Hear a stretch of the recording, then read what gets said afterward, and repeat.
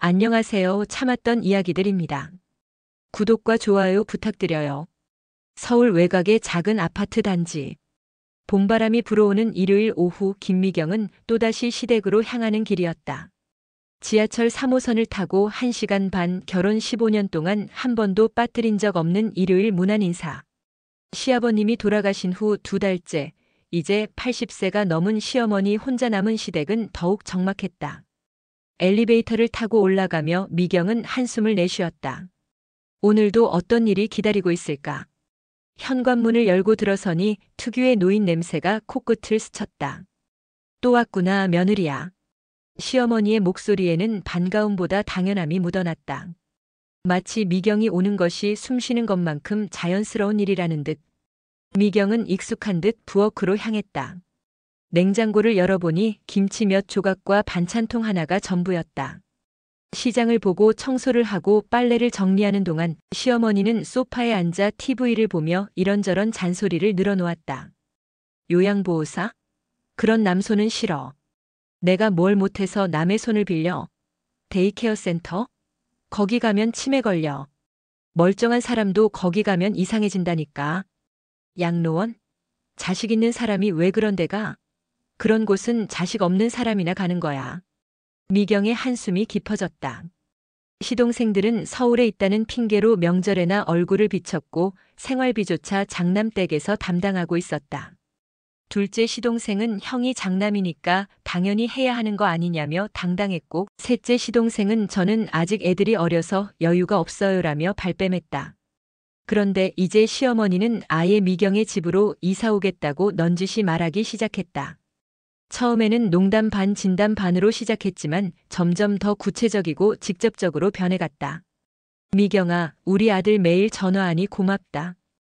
효자구나 정말. 시어머니가 찻잔을 내려놓으며 말했다. 그런데 말이야. 아버님 돌아가시고 나니 여기 혼자 있으니까 너무 쓸쓸해. 밤에 잠도 안 와. 미경은 걸레질하던 손을 멈추고 시어머니를 바라봤다. 무슨 말이 나올지 뻔했다. 지난 몇 주 동안 계속 이런 식으로 운을 떼기 시작했으니까. 아버님 살아계실 때는 그래도 말동무라도 있었는데 이제는 하루 종일 혼자야. TV 보는 것도 재미없고 전화할 사람도 없고. 시어머니의 목소리가 점점 처량해졌다. 동네 경로당에 나가시면 어떨까요? 거기서 다른 어르신들과 어울리시면. 경로당? 거기 가면 험담만 하고 화투만 쳐. 그런 곳에 내가 왜 가? 시어머니가 코웃음을 쳤다. 그럼 문화센터라도. 문화센터는 또 뭐야? 나 같은 늙은이가 뭘 배워? 너희 집에 방 하나 있잖아. 거기서 지내면 안 될까? 며느리 손맛밥도 먹고 아들도 매일 볼 수 있고. 미경의 가슴이 철렁했다. 예상했던 말이었지만 막상 들으니 숨이 막혔다. 어머니, 저희 집은 좁아서요. 그리고 제가 직장도 다니고 아이들 케어도 해야 하고. 직장? 아들 벌이로도 충분하잖아. 요즘 남자들이 얼마나 잘 벌어. 나 모시는 게 며느리 도리 아니야? 시집 올 때 그런 각오도 안 하고 왔어? 미경은 더 이상 말할 수 없었다. 15년 전 결혼할 때의 기억이 떠올랐다. 시어머니가 우리 며느리 참 예쁘다, 잘 살게 해줄게라고 했던 말이 이제는 며느리 도리라는 족쇄로 변해 있었다. 그날 밤 집에 돌아온 미경은 남편 정수에게 조심스럽게 털어놓았다. 당신 어머니가 우리 집에 오시겠다고 해요. 그래? 그럼 오시지 뭐. 정수는 저녁 뉴스를 보며 태연하게 대답했다. 어머니 혼자 계시는 것도 걱정되고. 아버지 돌아가시고 나서 많이 외로워하시잖아. 당신은 회사 가면 그만이지만 저는 어떻게 해요? 출근도 해야 하고 집안일도 해야 하고 아이들 숙제도 봐야 하고 거기다 어머니 모시기까지. 그럼 회사 그만둬. 어머니 연세가 있으신데 누가 돌봐드려야지.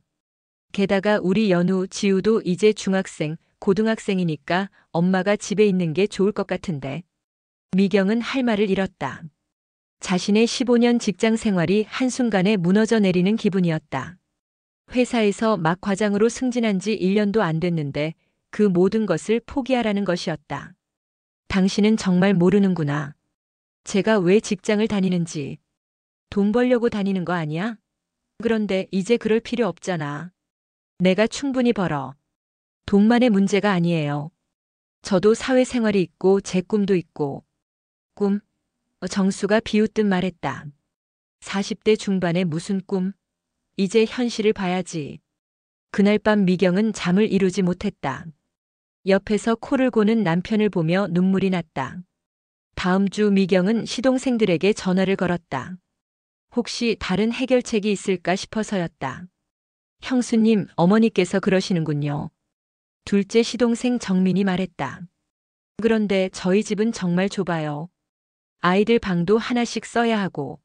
형수님도 아시잖아요. 어머니가 저희랑은 잘 안 맞으세요. 셋째 시동생 정호의 아내가 끼어들었다. 저번에 한 달만 모시려고 했는데 일주일 만에 형 집으로 가시겠다고 하셔서. 그럼 돌아가면서 모시는 건 어떨까요? 미경이 제안했다. 아, 그거 좋은 생각인데. 정민이 머뭇거렸다. 저희는 아이들 학원 때문에 바쁘고 정혼에는 신혼이니까. 결국 모든 책임이 장남댁으로 돌아왔다. 미경은 전화를 끊고 나서 허탈했다. 시어머니는 점점 더 노골적으로 이사 의사를 표현했다. 미경이 일요일에 방문할 때마다 언제 데리러 올 거야? 라고 물었다.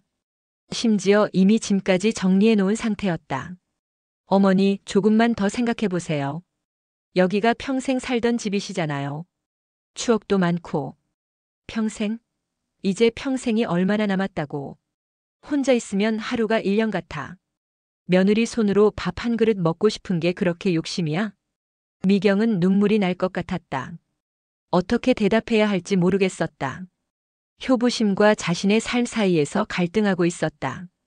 그리고 말이야, 저번에 넘어져서 응급실 갔을 때 얼마나 무서웠는지 알아? 혼자 죽으면 누가 알겠어?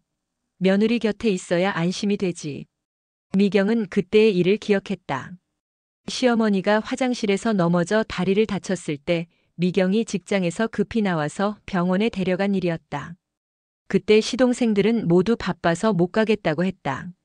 한편 시댁집은 점점 더 황폐해져 갔다. 시아버님이 돌아가신 후 정리하지 못한 물건들이 쌓여 있고 욕실에서는 물이 새고 곳곳에 먼지가 쌓였다. 시동생들에게 집 수리 이야기를 꺼내봤지만 반응은 차갑기만 했다. 형수님, 어머니가 이사 가시려고 하시는데 집 수리를 왜 해요? 정민이 말했다. 돈만 아까우니까 그냥 두세요. 그래도 어머니가 계시는 동안에는 어머니가 형수님 집으로 가시면 되는 거 아니에요?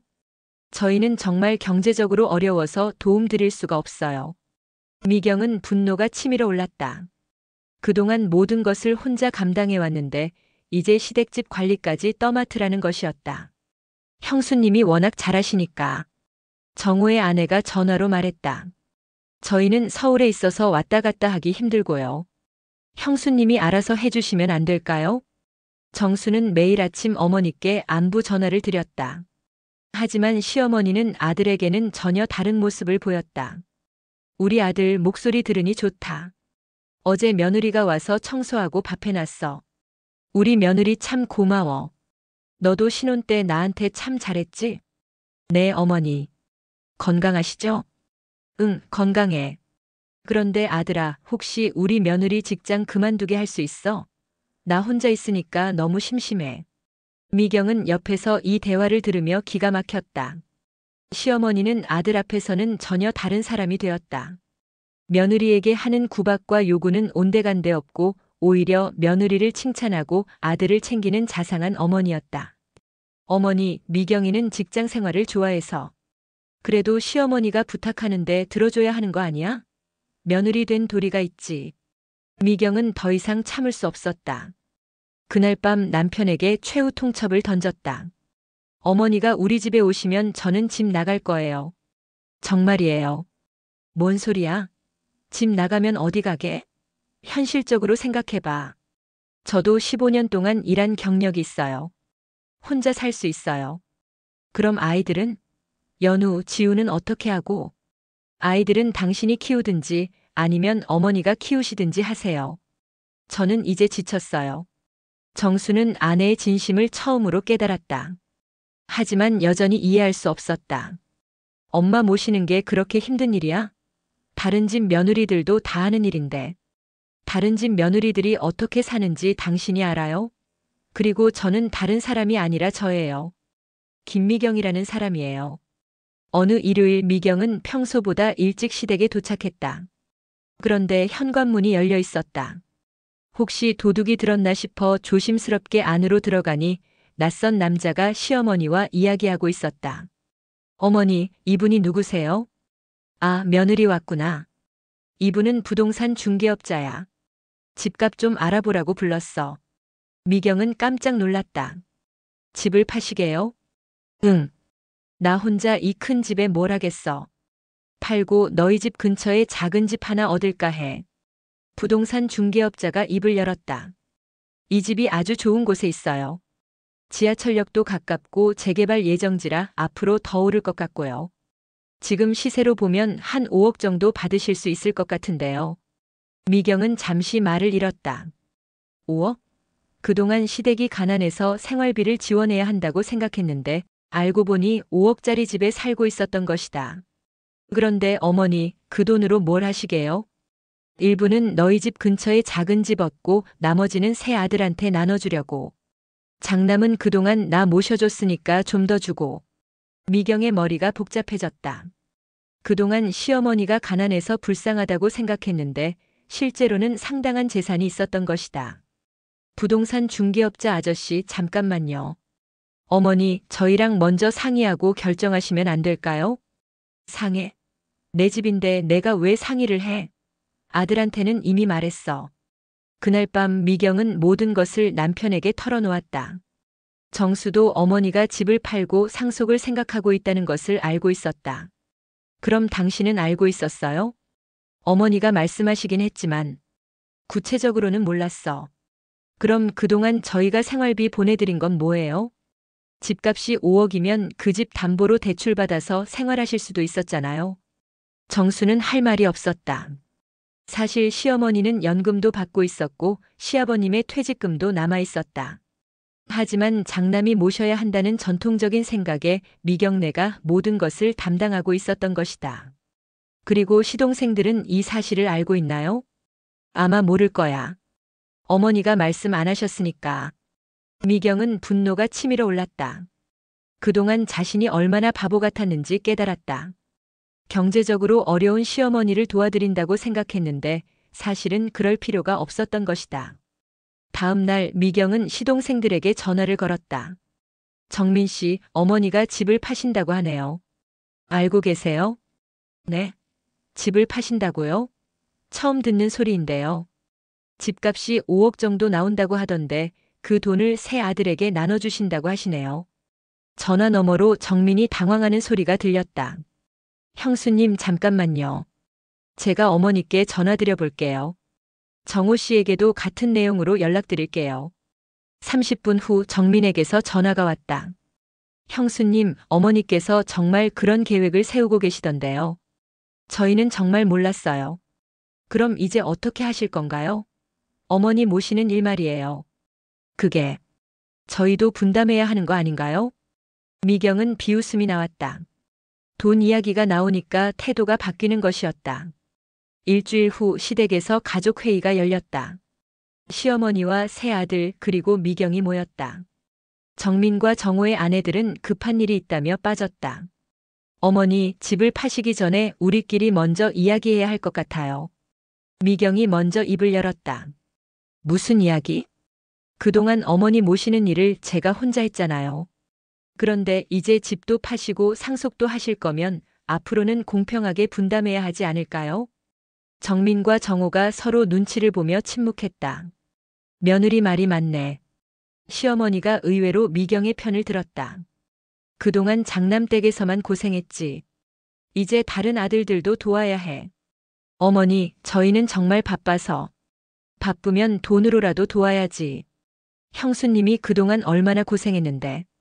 미경은 시어머니의 변화에 놀랐다. 언제부터 이런 생각을 하고 있었던 것일까?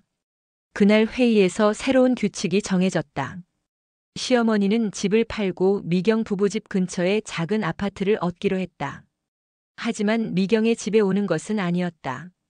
어머니, 요양보호사 선생님을 모시는 것은 어떠세요? 미경이 제안했다. 요양보호사. 시어머니가 잠시 생각하더니 말했다. 그래도 되나? 물론이에요. 요즘 요양보호사 선생님들 정말 전문적이시거든요. 어머니 건강 관리도 해드리고 대화 상대도 되어드리고. 그럼 며느리는 어떻게 해?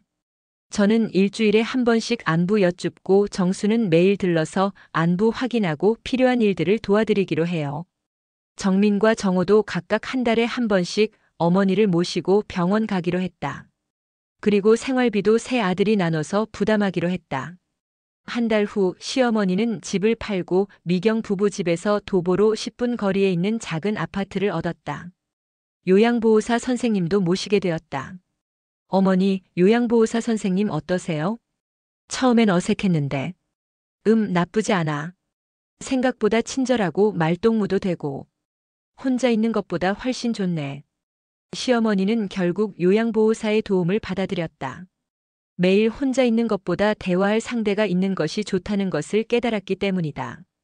정수도 매일 퇴근 후 어머니 집에 들러 안부를 확인했다. 처음에는 서툴렀지만 점점 요령이 생겼다. 어머니, 오늘 요양보호사 선생님이 뭐 해드렸어요? 혈압 재고 함께 산책도 하고 점심도 같이 먹고. 참 좋아. 너도 이렇게 매일 와주고. 시동생들은 어머니가 집을 팔면서 받은 상속금으로 각자 1억 5천만 원씩을 받았다. 미경네는 그동안의 수고를 인정받아 2억을 받았다.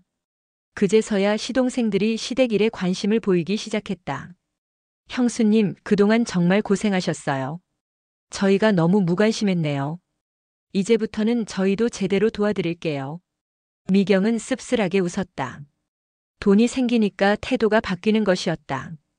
하지만 어쨌든 상황이 나아진 것은 사실이었다. 정민은 매달 둘째 주 토요일마다 어머니를 모시고 병원에 갔다. 정호는 매달 넷째 주 일요일마다 어머니를 모시고 외식을 했다. 6개월 후 미경은 승진을 했다. 시어머니 모시는 일에서 어느 정도 자유로워지니 업무에 집중할 수 있었고 오랜 경험을 인정받은 것이다. 미경 과장님 축하드려요. 동료가 말했다. 이번 프로젝트에서 정말 활약하셨어요. 고마워요. 그동안 개인적인 일로 신경 쓸 게 많았는데 이제 좀 여유가 생겼어요. 미경은 자신의 일에 대한 열정을 다시 찾았다. 그동안 시어머니 모시는 일에만 신경 쓰느라 놓쳤던 많은 기회들이 있었는데 이제는 그런 것들을 하나씩 찾아가고 있었다. 집에서도 변화가 있었다. 아이들이 엄마의 변화를 느꼈다. 엄마, 요즘 밝아 보여요. 고등학생 딸 연우가 말했다. 그래? 왜? 예전엔 항상 피곤해 보이고 짜증도 많이 내셨는데 요즘은 웃으시는 일이 많아졌어요. 중학생 아들 지우도 거들었다. 맞아요. 그리고 할머니 이야기도 예전처럼 힘들어하면서 안 하시고. 미경은 아이들의 말에 새삼 깨달았다. 자신의 스트레스가 가족 전체에게 영향을 미치고 있었다는 것을. 시어머니도 새로운 환경에서 점차 적응해 나갔다. 요양보호사 김 선생님과의 관계도 좋아졌고 근처 경로당에도 나가기 시작했다. 오늘 경로당에서 뭐 하셨어요? 정수가 물었다. 노래교실 했어. 옛날 노래 부르니까 기분이 좋더라. 그리고 나랑 나이 비슷한 할머니들이 많아서 이야기할 게 많아. 그럼 다행이네요. 응. 그리고 말이야. 시어머니가 잠시 망설이더니 말했다. 그동안 우리 며느리한테 너무 의존했나 봐. 미안해. 정수는 어머니의 변화에 놀랐다. 평생 처음 듣는 말이었다. 어머니, 무슨 말씀을? 아니야. 며느리도 사람인데 자기 인생이 있는 건데 내가 너무 당연하게 생각했나 봐. 김 선생님이 그러더라. 요즘 세상에는 며느리도 자기 일이 있다고. 3개월이 더 지나자 새로운 일상이 자리 잡았다. 시어머니는 일주일에 한 번씩 아들 내외의 집을 방문했다. 예전처럼 매주 오라고 재촉하지도 않았다. 어머니, 점심 드시고 가세요. 미경이 정성스럽게 차린 상을 내놓았다. 고마워, 며느리야. 그런데 너무 무리하지 마. 일도 하고 집안일도 하고 힘들 텐데. 괜찮아요, 어머니. 예전보다 훨씬 여유로워졌어요. 시어머니는 이제 며느리에게 무리한 요구를 하지 않았다. 대신 감사의 마음을 표현했다. 며느리야, 그동안 나한테 너무 의존했나 보다. 정말 미안해. 미경은 시어머니의 솔직한 사과에 마음이 누그러졌다. 아니에요, 어머니. 저도 처음에는 어떻게 해야 할지 몰랐어요. 서로 배워가는 거죠. 정수도 많은 것을 깨달았다. 매일 어머니를 돌보면서 미경이 그동안 얼마나 힘들었는지 알게 되었다.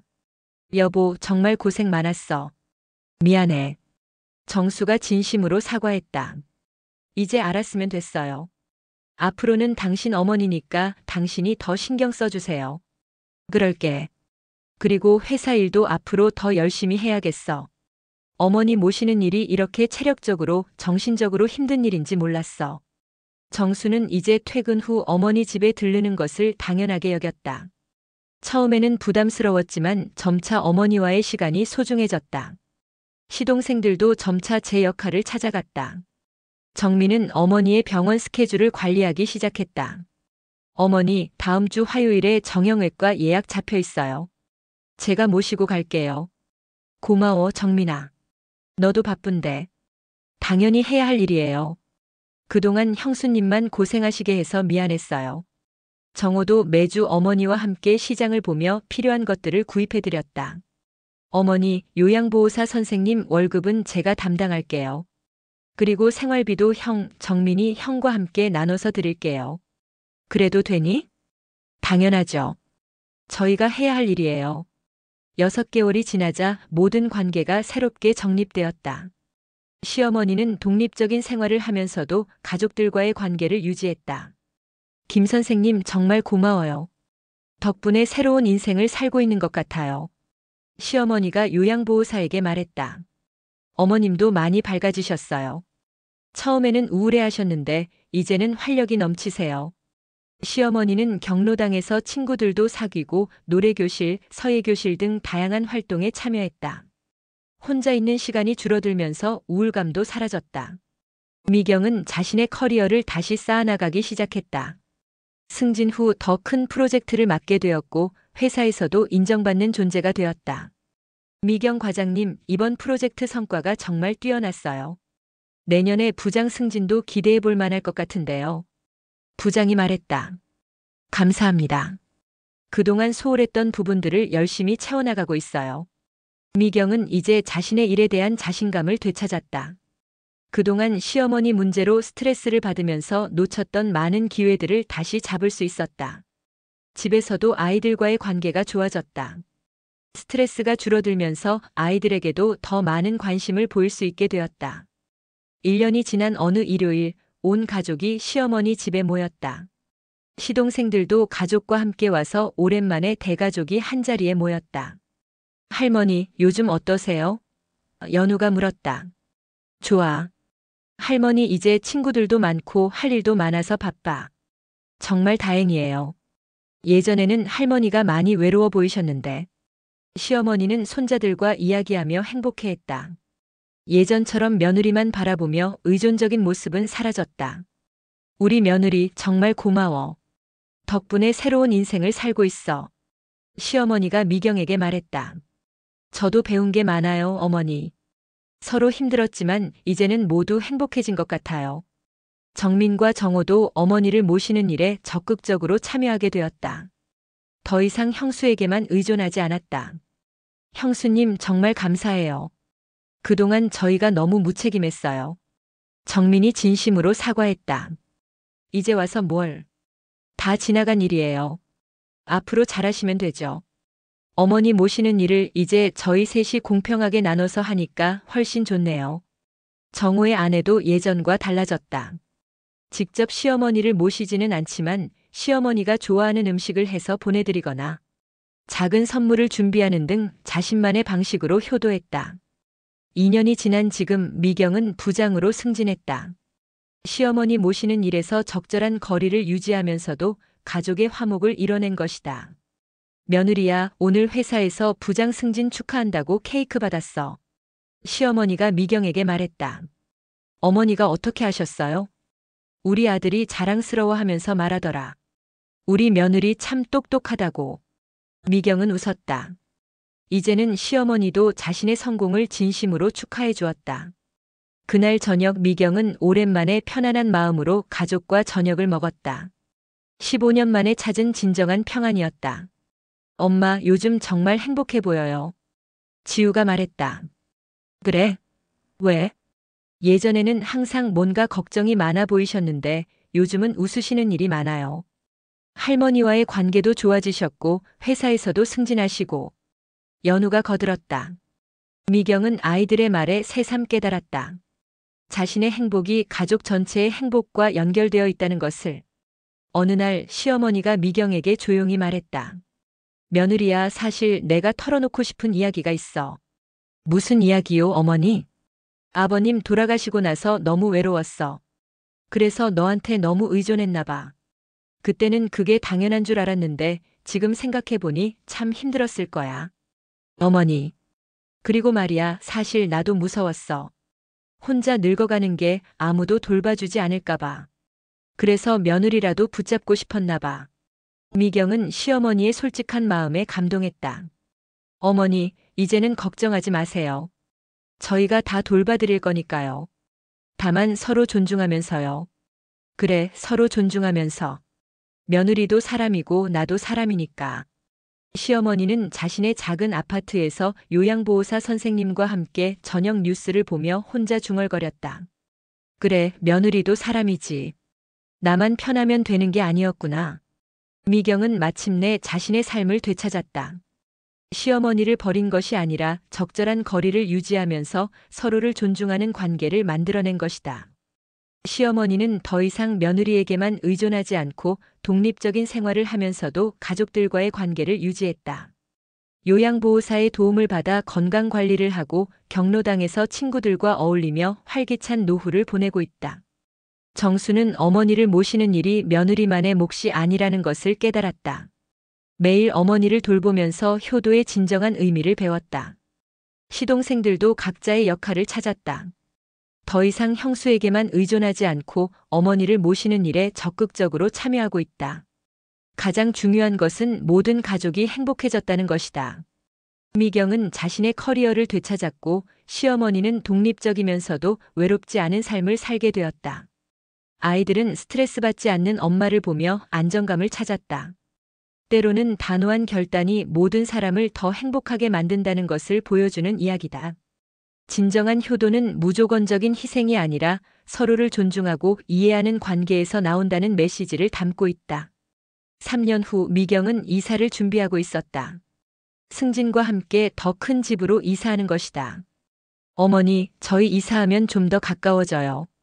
걸어서 5분 거리예요. 그래? 그럼 더 자주 볼 수 있겠네. 네, 하지만 어머니 생활은 지금처럼 독립적으로 하시는 거예요. 저도 제 생활이 있고. 당연하지. 이제 나도 그런 걸 알아. 시어머니는 진심으로 웃었다. 이제는 며느리와의 관계에서 진정한 균형을 찾았다. 미경은 새 집에서 가족과 함께 행복한 저녁을 먹으며 생각했다. 때로는 갈등이 더 나은 관계를 만들어내는구나. 이 이야기는 며느리의 희생만을 당연시하는 사회에서 자신의 목소리를 내는 용기의 중요성을 보여줍니다. 가족 간의 갈등도 서로를 이해하고 존중하는 방향으로 해결될 수 있으며 진정한 효도는 일방적인 희생이 아니라 상호 존중에서 나온다는 메시지를 담고 있습니다. 때로는 단호한 결단이 모든 사람을 더 행복하게 만들 수 있다는 것을 보여주는 희망적인 이야기입니다.